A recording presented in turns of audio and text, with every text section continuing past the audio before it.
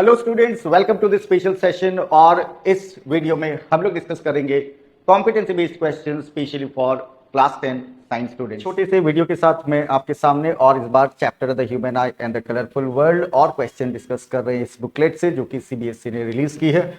और इस चैप्टर से इस बुकलेट में सिर्फ एक ही क्वेश्चन है और वो भी कॉम्पिटेंसी बेस्ड क्वेश्चन, थोड़ा लेवल हाई है। क्वेश्चन को ठीक से समझने के लिए पहले आपको जानना होगा एक ऑप्टिकल डिवाइस के बारे में, एक ऐसा इंस्ट्रूमेंट के बारे में, एक ऐसा मेडिकल डिवाइस के बारे में जो आई में रिफ्रैक्टिव एरर जो होता है लेंस में, कॉर्निया में, उसको जानने के लिए यूज किया जाता है। सो ऑटो रिफ्रैक्टर क्या है, जिसको ऑप्टोमीटर भी बोलेंगे। क्या बोलेंगे? Optometer. An auto refractor is a medical device used in eye exams. अगर आपने कभी भी आई चेकअप कराया है तो इस तरह का मशीन में आपका आई चेकअप हुआ होगा। Two major person refractive errors which is the ability of eyes और eyes ability to focus what light where on retina. अगर सब कुछ ठीक है, आपके आई का रिफ्रैक्टिव प्रॉब्लम नहीं है आई लेंस में, कॉर्निया में, तो इमेज रेटिना पे फॉर्म होगा। और अगर एरर हुआ तो इमेज रेटिना पे फॉर्म नहीं होगा। पहला केस जहां image in front of the retina form हो रहा है वो मायोपिया में होता है। एंड सेकेंड केस, इमेज अगर फॉर्म हुआ तो कहां फॉर्म होगा? Image will be form behind the retina, और ये होता है इन केस ऑफ हाइपरमेट्रोपिया। तो आप ये तो जान गए हो कि ऑटो रिफ्रैक्टर क्या है, आपका आई का रिफ्रैक्टिव एरर जानने का, मेजर करने वाला डिवाइस। और ये काम करता है एक स्पेशल प्रिंसिपल पे, जो है शेनर प्रिंसिपल। ये प्रिंसिपल डिस्क्राइब किया गया था by Christoph Scheiner in the year 1619। 1619 का बाद हम लोग अभी 2025 में समझने का कोशिश कर रहे हैं इस मशीन का principal. Okay, this principle is a method to determine what refractive error of the eye using Scheiner disk। एक स्पेशल डिस्क यूज होता है इस प्रिंसिपल में, और वो डिस्क में इन जनरली दो होल होता है, और वो दो पिन होल यूज किया जाता है दो पैरेलल लाइट का बीम क्रिएट करने के लिए। So a disc which is with two or more small apertures. Okay, अगर मैं यहाँ से लाइट पास करूँ एक साइड से, तो लाइट इन दो होल से ही निकलेगा। तो दो होल से जब लाइट निकलेगा, we can get what? Two parallel beam. और इन दोनों पैरेलल बीम को जब लाइट में आईज में पास किया जाएगा, then image will be form. अगर डिफेक्ट होगा तो in front of the retina भी हो सकता है, बिहाइंड द रेटिना भी हो सकता है। अगर डिफेक्ट नहीं हुआ तो इमेज ऑन रेटिना फॉर्म होगा।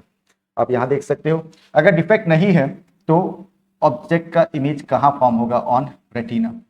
तो जब आप ये ऑप्टोमीटर या ऑटो रिफ्रैक्टर के थ्रू जब देखोगे, आपको अंदर वाला स्क्रीन में अगर सिंगल स्पॉट दिखाई दे रहा है, दैट मीन्स रिफ्रैक्टिव प्रॉब्लम नहीं है। दो स्पॉट दिखाई दे रहे हैं तो मायोपिया भी हो सकता है और हाइपरमेट्रोपिया भी हो सकता है। और ये मशीन ऑटोमेटिकली वो जो रिफ्रैक्टिव एरर है उसका इंफॉर्मेशन कंप्यूटराइज सिस्टम से, जो डॉक्टर है, टेक्नीशियन है, उनको पता चल जाता है उसके बारे में। So when viewing a distant object through the disc, normal eye will see a single spot. Normal eye को एक स्पॉट दिखाई देगा, while myopic and hypermetropic eye will see two spots। आप देख सकते हो यहाँ पे। and this principle is used where? in optometer। तो अब तक आपको समझ में आ गया होगा ऑप्टोमीटर या ऑटो रिफ्रैक्टर जो है उससे कैसे पता लगा सकते हैं कि मायोपिया है, रिफ्रैक्टिव डिफेक्ट्स है या फिर नहीं है। सिंगल स्पॉट होने से नो डिफेक्ट, और दो स्पॉट दिखाई देने से डिफेक्ट है। दैट मे बी मायोपिया और दैट मे बी हाइपरमेट्रोपिया। अब आगे बढ़ते हैं, क्वेश्चन देखते हैं। An autorefractor, which is used to automatically measure the refractive errors in person's eye, makes use of Scheiner principle, which is explained here. Parallel rays of light from a distant object are limited to two parallel bundles of light using a disc with two pinholes। ये समझाया था मैंने आपको। ये disc है दो pinhole के साथ, तो पैरेलल बीम आने से उस पैरेलल बीम का हम लोग को क्या करना है? दो पैरेलल बंडल बनाना है। ये दो बंडल बन गए और इसको पास करता है आई लेंस के through. For an eye with no refractive error, the rays would be focused on retina and where only one spot can be observed। तो अगर सिंगल स्पॉट दिखाई दिया तो प्रॉब्लम नहीं है, तो यहाँ इस आई में कोई प्रॉब्लम नहीं है, तो इमेज कहाँ फॉर्म होगा? रेटिना में एक स्पॉट दिखाई देगा। लेकिन आपको क्वेश्चन पूछा गया for myopic I how many spots will be observed on the retina. तो हम लोग जानते हैं फॉर मायोपिक आई, अब हम लोग को पता है how many spot. If I ask you, answer है टू स्पॉट्स। फिर आपको बोला draw diagram how the light rays fall on the retina of myopic eye. तो इससे पहले वाला स्क्रीन पे मैंने आपको दिखाया था कि एक स्पॉट, पहला वाला नॉर्मल आई, और ये होता है मायोपिक आई का केस में। मायोपिक आई में क्या होता है? आई बॉल जो है इलोंगेट करने की वजह से इमेज कहाँ फॉर्म होता है? इन फ्रंट ऑफ द रेटिना।